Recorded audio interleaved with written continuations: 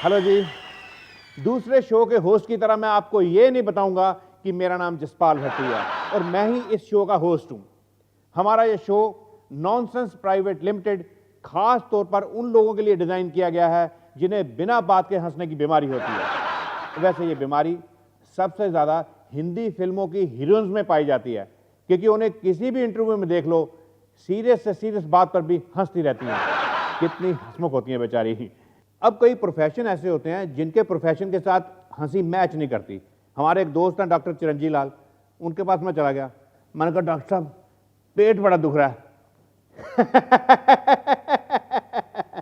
कब से है? मैंने कहा जी कल से। क्या कहा है भाई? मैंने कहा डॉक्टर साहब छोले कुलचे खाए थे, बहुत दर्द हो रही है। भाई अकेले खा गए? मैंने कहा जी आप कोई दवाई बताओ, दर्द बहुत हो रही है। लेट जाओ भाई, इंजेक्शन लगा देते हैं। अब किसी की ईसीजी की रिपोर्ट देखकर हंस पड़ते हैं।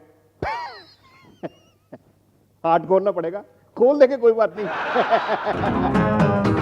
आप लोगों ने अक्सर लोगों को यह कहते हुए सुना होगा कि भैया दिल खोल के हंसो, लेकिन आप सबको मैं एक बात बता देना चाहता हूं कि यह काम हमारे और आपके बस का नहीं है। सिर्फ एक हार्ट सर्जन ही किसी का दिल खोल के हंस सकता है। अब डॉक्टर लोग कहने को तो कह देते हैं कि laughter is the best medicine, लेकिन ये कैसे हो सकता है भाई? मान लो ऑपरेशन थिएटर के अंदर ऑपरेशन चल रहा है, क्या बाहर ऐसे हो सकता है?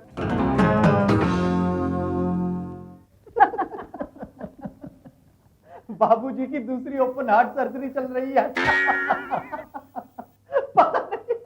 पता नहीं बचेंगे भी या नहीं।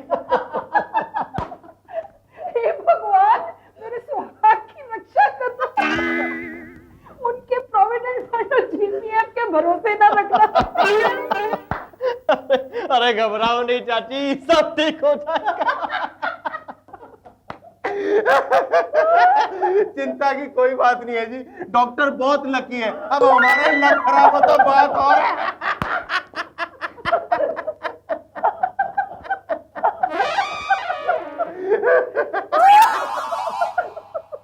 तू फिक्र करती है, सब ठीक हो जाएगा। बाबूजी मुझसे सबसे ज्यादा प्यार करते हैं। मैं अपने दोस्तों, दुश्मनों, रिश्तेदारों को सबको लाकर यहाँ खड़ा कर दूंगा, पर अपने भैया को कुछ नहीं होने दूंगा।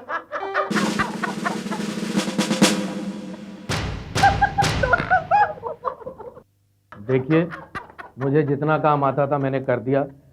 अब आप जितना हंस सकते हैं हंसिए, क्योंकि अब तो आपके लाफ्टर पर ही भरोसा है।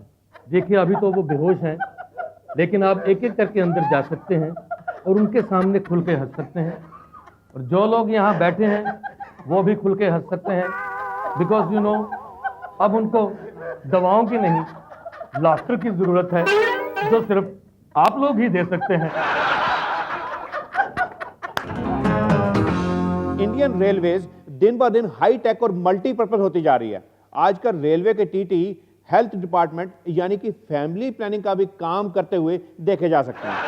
हर टीटी की जुबान पर बस एक ही लाइन होती है, no berth please, no berth please. वैसे इस मामले में रेलवे के टीटी और हमारे नेताओं में बहुत ज्यादा डिफरेंस नहीं है। रेलवे के टीटी का कहना है कि no reservation in any class, और नेताओं का कहना है कि reservation in every class. India के दूसरे सेक्टर्स की तरह रेलवे भी आजकल बड़ा हाईटेक हो गया है। आजकल आप बैठे बैठाए इंटरनेट के थ्रू रेलवे की टिकट घर पे मंगवा सकते हैं। लेकिन मेरे हिसाब से रेलवे की टिकट के साथ साथ रेलवे वालों को एक पेन भी गिफ्ट करना चाहिए, क्योंकि रेलवे के जैम्ड पंखों को चलाने के लिए पेन का इस्तेमाल करना पड़ता है। म्युनिसिपल कॉर्पोरेशन ने शहर में पानी की कमी को देखते हुए पानी पूरी की बिक्री पर बैन लगा दिया। एक पानी पूरी वाले का कहना है, भाई हम तो रिसाइकल्ड वाटर इस्तेमाल कर रहे हैं। जब उससे पूछा गया भाई ये रिसाइकल्ड वाटर क्या होता है, तो उसने हमें समझाया कि जिस पानी से हम हाथ, पांव और मुंह धोते हैं, उसी में मसाला घोलकर पानी पूरी के लिए इस्तेमाल कर लेते हैं।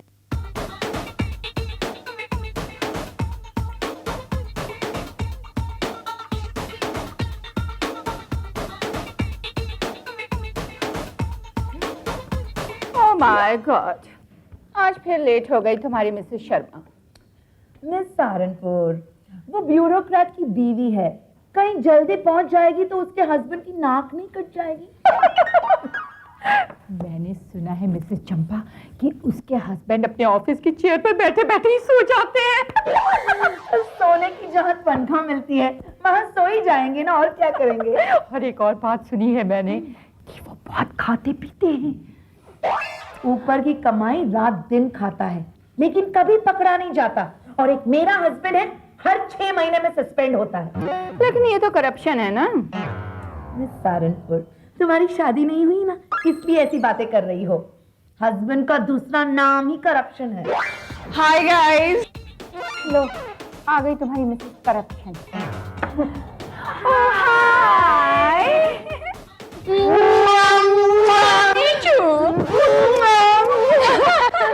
You know, आज मैं इतनी एक्साइटेड हूँ। पता है मैंने अपनी डॉगी के साथ फोटो खिंचवाई। He's so cute, you know. Let's see.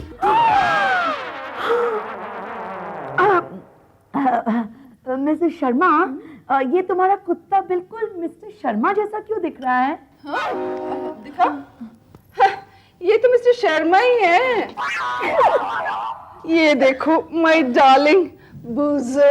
क्या बूझे? जो नाम है कुत्ते का। जो जोजो, अरे ये क्या कर रही हैं आप? दिखा देखो, हाय राम, कुत्ते को किस कर रही हो? अगर इन्फेक्शन हो गया ना तो लेने के देने पड़ जाएंगे। बाय द वे, मेरे कुत्ते को कोई बीमारी नहीं है। हम तुम्हारे कुत्ते की नहीं, तुम्हारी बात कर रहे हैं। I don't like this joke. It wasn't a joke. Anyways, अगर तुम्हें कोई बीमारी हुई तो कुत्ते को इन्फेक्शन नहीं हो जाएगी? और अगर एनिमल राइट्स वालों को पता चल गया तो तुम सीधी जेल में चली जाओगी। तुम्हारा स्टेटस दिखाने के लिए कुत्ते के साथ फोटो खिंचवाना पाप है, पाप। एक कुत्ते का शोषण किया है तुमने। वो मेरा कुत्ता है, मेरा। कुत्ता तुम्हारा हो या गली का कुत्ता तो कुत्ता होता है, और उसके भी अपने राइट्स होते हैं। और लेट्स बी करेक्ट। और कुत्ता बचाओ समिति वालों से भी आपको कोई नहीं बचा सकता। आपको पता है मिसेस चंपा, एक बार मिसेस हुशियारपुर ने अपने कुत्ते का पार्लर में मेकओवर कराया था। आज तक बेचारी कोर्ट के चक्कर काट रही है। What nonsense! कुत्ते से प्यार करना कोई गुनाह है क्या? लेकिन इसमें कुत्ते की परमिशन की जरूरत होती है। अब कुत्ता राजी है कि नहीं ये कौन बताएगा? एनिमल राइट्स वाले। मैं एक सोशल वर्कर हूँ। एनिमल राइट्स वालों के अगेंस्ट मैं उन कुत्तों को जागृत करूंगी, उनके लिए अवेयरनेस मिशन चालू करूंगी मैं। लेकिन इसके लिए भी एनिमल राइट्स वालों की परमिशन की जरूरत होती है। You know my husband ना, how powerful he is. एक फोन करवाऊंगी इन एनिमल राइट्स वालों के अगेंस्ट ना, घूमते रह जाएंगे। शर्मा, अपने हस्बैंड का उतना ही यूज किया कीजिए जितना एक हस्बैंड का करना चाहिए, वरना हस्बैंड बचाओ समिति भी आपको छोड़ेगी नहीं। और आपका कुत्ता भी आपको नहीं बचाने आएगा। Shut up! बंदर क्या जाने अदरक का स्वाद।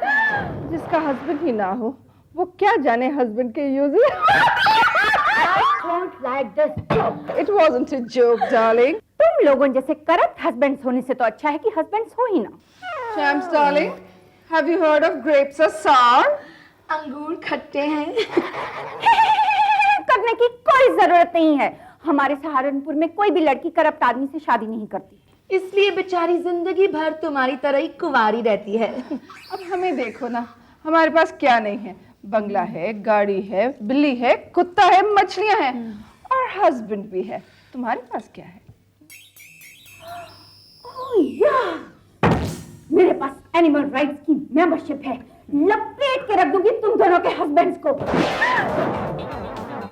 और तुम दोनों को भी। खिसियानी बिल्ली। खम्बा नोचे। स्वागत है हमारे स्टूडियो में मशहूर property dealer commission Singh ji का। और मैं स्वागत करता हूं आज के इस प्रॉपर्टी बूम का, यानी कि रियल एस्टेट की बढ़ती हुई कीमतों का। Sir, welcome to our programme nonsense private limited. Thank you, शुक्रिया, वाह वाह, अब बल्ले बल्ले। थैंक यू तो ठीक है, पर हर चीज आप दो दो बार क्यों बोल रहे हैं? हम कमीशन भी तो मैडम दो बार लेते हैं, एक बार बेचने वाले से, एक बार खरीदने वाले से। आप लोगों की तो ऐश है। ऐश तो मैडम किसी की भी नहीं है। सलमान सोचता था कि मेरी ऐश है, बाद में विवेक ओबराय सोचता कि मेरी ऐश है, अब अभिषेक बच्चन सोचता कि शायद मेरी ऐश है। ऐश किसी की भी नहीं है अभी तक। मैं ऐश्वर्या राय की बात नहीं कर रही, मैं अपने बिजनेस के मजे की बात कर रही हूँ। तो मैडम एथिकली देखा जाए ना तो मजा सिर्फ बेसहारा और गरीब लोगों की मदद में ही है। बेसहारा और गरीब? अब कई नेता ऐसे होते हैं, पुलिस वाले ऐसे होते हैं, अफसर होते हैं जिनके पास रिश्वत का बड़ा पैसा इकट्ठा हो जाता है, ये बेचारे बेसहारा होते हैं, क्योंकि इस ब्लैक मनी को ना तो वो बैंक में जमा करवा सकते हैं ना घर में रख सकते हैं। फिर हम इन बेसहारा लोगों की मदद करते हैं, इनका पैसा हम प्रॉपर्टी में इन्वेस्ट करवा देते हैं। बड़ा नेक काम करते हैं आप। Thank you. वैसे आजकल फॉरेन से भी बड़ा पैसा आ रहा है। हवाले का? नहीं जी, किसी के जीजे का, किसी के साले का। लोगों के रिश्तेदार जो बाहर बैठे हुए हैं यहाँ धड़ाधड़ प्रॉपर्टी में पैसा इन्वेस्ट कर रहे हैं, इसलिए प्रॉपर्टी की कीमतें इतनी बढ़ रही हैं।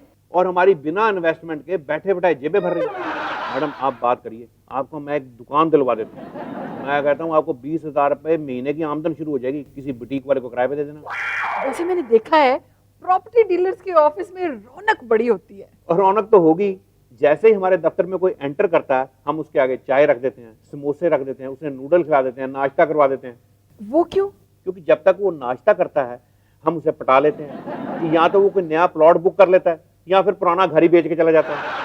हम अपने कस्टमर को साइंटिफिकली समझाते हैं कि आपके घर की फाउंडेशन ठीक नहीं है, बड़ा अनलकी है, इसकी वास्तु ठीक नहीं है, घबरा के अपना प्लॉट बेच जाता है, अपना मकान बेच जाता है। और अगर किसी ने प्लॉट खरीदना हो तो फिर तो हम खड्डे वाले प्लॉट की प्रशंसा शुरू कर देते हैं जी, आपकी बेसमेंट फ्री निकल जाएगी, इसके सामने मॉल आ रहा है, आपकी कीमतें डबल हो जाएंगी। ये भी आप लोगों को कहते होंगे कि आपके घर के आगे विंड डायरेक्शन बहुत अच्छी है। ये तो मैडम बाद में पता चलता है कि सारे मोहल्ले का कूड़ा करकट उड़कर उनके मुंह पे पड़ रहा है। ये भी कहते होंगे कि आपके घर के आगे एक बहुत बड़ी पार्क है।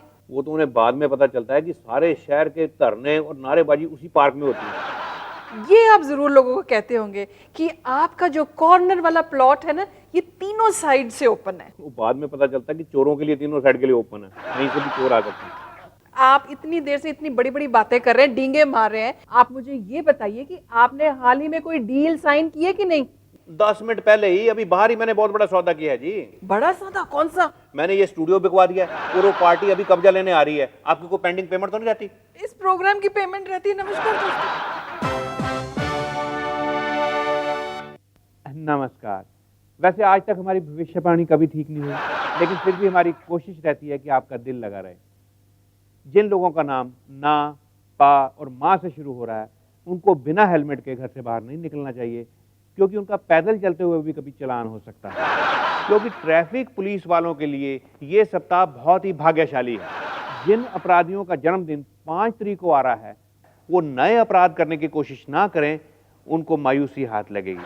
मीन और कर्क राशि के लोग खुदकुशी करने की कोशिश मत करें, अगर रस्सी टूट गई हाथ पांव भी टूट सकते हैं। जिन आशिकों के शुक्र कमजोर हैं उन्हें अपनी गर्लफ्रेंड्स के साथ घर से भागना नहीं चाहिए, क्योंकि गर्लफ्रेंड्स रास्ते में किसी और के साथ भी भाग सकती हैं।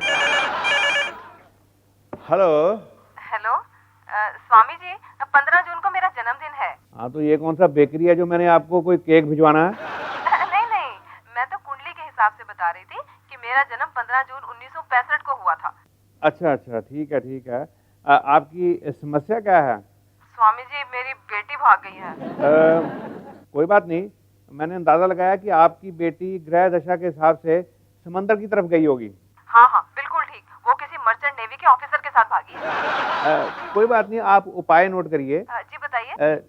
समंदर के पानी को चांदी के गिलास में डालकर धूप में अच्छी तरह से सुखा लीजिए। पर वो तो नमक बन जाएगा। हाँ, तो उस नमक के परांठे बनाकर अपनी बेटी को 3 दिन तक लगातार खिलाइए। स्वामी जी, बेटी तो भाग गई है ना।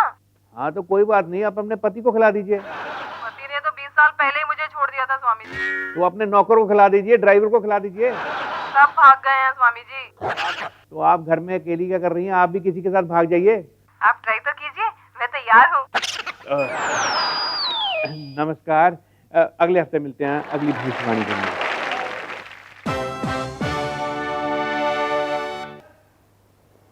ये जो यंत्र आप देख रहे हैं ये बड़ा खास किस्म का यंत्र है, एक स्पेशल इंस्ट्रूमेंट है। अरे ये तो आम थर्मामीटर है। ये देखने में आम लगता है लेकिन इसकी खूबियां बहुत हैं। ये हमने किसी लालची डॉक्टर के क्लिनिक से चुराया है। इसकी क्या खासियत है? इसकी खासियत ये है कि अगर हम किसी पेशेंट के मुंह में लगा देते हैं तो उससे 2 चीजों का पता चलता है। कौन कौन सी? एक तो ये पता चलता है कि मरीज को टेम्परेचर कितना है, और दूसरी? और दूसरा ये पता चलता है कि उसकी जेब में पैसे कितने हैं, मतलब वो इलाज करवा भी सकता है या नहीं करवा सकता।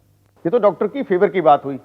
अगर किसी गरीब की जेब में पैसे ना हो तो वो अपना इलाज कैसे करवाएगी? उसके लिए हमने एक स्पेशल सर्किट डिजाइन किया है। ये अगर पेशेंट अपने कोट की जेब के अंदर रख ले, इसकी सारी रीडिंग गलत आ जाएगी। पेशेंट की जेब में अगर 10 रुपए हैं तो डॉक्टर को लगेगा कि उसकी जेब में 1000 रुपए हैं। भाई शिक्षा मंत्री जी के ऑफिस से फोन आ गया है, वो डॉट 9 बजे हमारे कॉलेज के कंपाउंड में पहुंच जाएंगे। सर, इसका मतलब है कि 10 बजे हम उनका स्वागत करने के लिए तैयार रहें। What are you saying? अरे he is a busy person, वो आपकी तरह निठल्ले नहीं है कि 9 बजे का टाइम देके 10 बजे ही पहुंच जाएंगे। ठीक 11 बजे पूरा स्टाफ उनके स्वागत के लिए तैयार होना चाहिए। सर, सड़कों पे ट्रैफिक बहुत है, हमें आधे घंटे का मार्जिन और रख लेना चाहिए। मैं 11:30 बजे हार लेके खुद गेट पे खड़ा हो जाऊंगा। प्रिंसिपल मैं हूं या आप? आप सर? तो फिर मंत्री जी को हार तो मैं ही पहनाऊंगा ना। सर, आपको पकड़ाना तो मैंने ही है ना। थैंक यू, चलो ये काम हो गया। तो अब दूसरा काम ये है वाइस प्रिंसिपल साहब, जब मंत्री जी आए तो हमारा कॉलेज उनको डिस्ट्रिक्ट का सबसे बड़ा कॉलेज दिखाई देना चाहिए। मंत्री जी को घटिया और बढ़िया कॉलेज की तो पहचान ही नहीं। वो कैसे? सर, वो मैट्रिक फेल है, कॉलेज कभी गए ही नहीं। अच्छा, then we are very lucky। इसका मतलब मंत्री जी हर कॉलेज को एक ही नजर से देखते हैं। सर, मंत्री जी तो मैट्रिक फेल लोगों से मिलकर खुशी बहुत होते हैं। Then it's a matter of concern। वो कैसे सर? भाई मैं मैट्रिक फेल नहीं हूं, आई एम सॉरी टू से, बट मैं तो डबल एमए हूं। सर, छिपा दीजिए सारी डिग्रियां। अगर आपने कॉलेज के लिए कोई ग्रांट लेनी है तो साबित कर दीजिए कि आप मंत्री जी से भी ज्यादा नालायक हैं। Good idea. यू नो, मैं अपनी कुर्सी के पीछे नकली मैट्रिक सर्टिफिकेट टांग लेता हूँ। I'll forge a fake certificate and put it behind my chair। Sir, मेरी एक पर्सनल सलाह है। Tell me। जब मंत्री जी आए तो उनके सामने आप थोड़ी गलत अंग्रेजी बोलिए। क्यों? इससे क्या कि उनको आपकी अंग्रेजी में गलतियां निकालने का चांस मिलेगा और उनकी थोड़ी ईगो सेटिस्फाई हो जाएगी। Brilliant idea. और उनकी ईगो सेटिस्फाई हो गई तो वो तो मुझ पर तरस खा के 10-12 लाख रुपए का तो यूं ही ग्रांट दे जाएंगे। सर, आज का शेड्यूल है 8 बजे पेपर लीकेज पर आपकी टीवी पे इंटरव्यू है और 9 बजे आपको चुन्नीलाल कॉलेज का दौरा करना है। हमें कॉलेज में सरप्राइज चेक भी करना चाहिए। ऐसे छापा मारने से कॉलेज की असलियत पता चल जाती है। वैसे टाइम क्या है? सर, 9 बजे का टाइम है। हम एक काम करते हैं, हम 9 बजे पहुंच जाते हैं, एक किस्म का छापा भी हो जाएगा। Very good idea. चलो सर जी, मंत्री जी आगे, मंत्री जी आगे। अभी मेरे हार कितने, जल्दी मेरे हार लेके आ। आप भी कमाल करते हैं, आपको तो हारने के बाहर खड़ा होना चाहिए था। सारा मेरा इंप्रेशन खराब कर दिया। इंप्रेशन? आप अपनी बस अंग्रेजी गलत बोलिए, इंप्रेशन अपने आप पड़ जाएगा। चाचा जी, चाचा जी, सर हम किसी की शादी में आए हैं या कॉलेज में आए हैं? Welcome you to college, my to you your college. ये अंग्रेजी मुझे कुछ जानी पहचानी लगती है। सर, हो सकता है ये अपने इलाके के हों। हाँ, सर, अपने प्रिंसिपल सर मैट्रिक फेल है। प्रिंसिपल और मैट्रिक फेल, ये कैसे हो सकता है? कैसे नहीं हो सकता सर? अगर हमारा एजुकेशन मिनिस्टर 10वीं फेल हो सकता है तो प्रिंसिपल कैसे नहीं हो सकता? हाँ, बात में दम है। Yes sir. मैं ये मुद्दा विधानसभा में उठाऊंगा। एक कमेटी बनाऊंगा, वो देखेगी क्या बड़ा मुद्दा है। वैसे प्रिंसिपल साहब, आप बहुत बदतमीज आदमी। ये बात लीक कैसे होगी? जब मैं गेट पर आया वहां मुझे रिसीव करने के लिए कोई आदमी नहीं था। मालूम है, ये मंत्री जी की नगद बेइज्जती हुई है। Yes. Sir, you could would should have told us the timing coming college. एक सेंटेंस में इतने वर्ब कैसे हो सकते हैं? वही सर, एक साथ 3 वर्ब कैसे हो सकते हैं? हाँ, सर, इन्होंने 3 साल लगाए हैं मैट्रिक में, तीनों बार फेल। हमने कल आपको बता दिया था ना कि हम 9 बजे पहुंच जाएंगे। Sir, we did do does not know that 9 बजे का मतलब 9 बजे। चलिए, मैं आपके क्लासरूम्स का दौरा करना चाहता हूँ। अभी स्टूडेंट और प्रोफेसर तो आए नहीं है जी। क्या मतलब? जी 8 बजे का कॉलेज है, लेकिन 10 साढ़े 10 तक अपना नाश्ता नुश्ता करके धीरे धीरे पहुंच जाते हैं। बड़ा पुअर एडमिनिस्ट्रेशन है आपका। प्रिंसिपल को सस्पेंड कर दिया जाए और वाइस प्रिंसिपल को प्रिंसिपल बना दिया जाए। लेकिन सर, वाइस प्रिंसिपल तो हाईली एजुकेटेड है, ये एमए पीएचडी है। तो क्या हुआ? नहीं सर, आप तो मैट्रिक फेल वालों की इज्जत करते हैं, क्योंकि आप खुद भी तो मैट्रिक फेल है ना जी। प्रिंसिपल को सस्पेंड कर दिया जाए। इन्होंने मुझे यहां बुलाकर मैट्रिक फेल कहा। Okay sir. क्यों जी, आप मैट्रिक फेल नहीं है? पेपर नहीं पढ़ते आप? हाल ही में मुझे एक यूनिवर्सिटी ने ऑनरेरी पीएचडी की डिग्री दी है। मरवा दिया ना।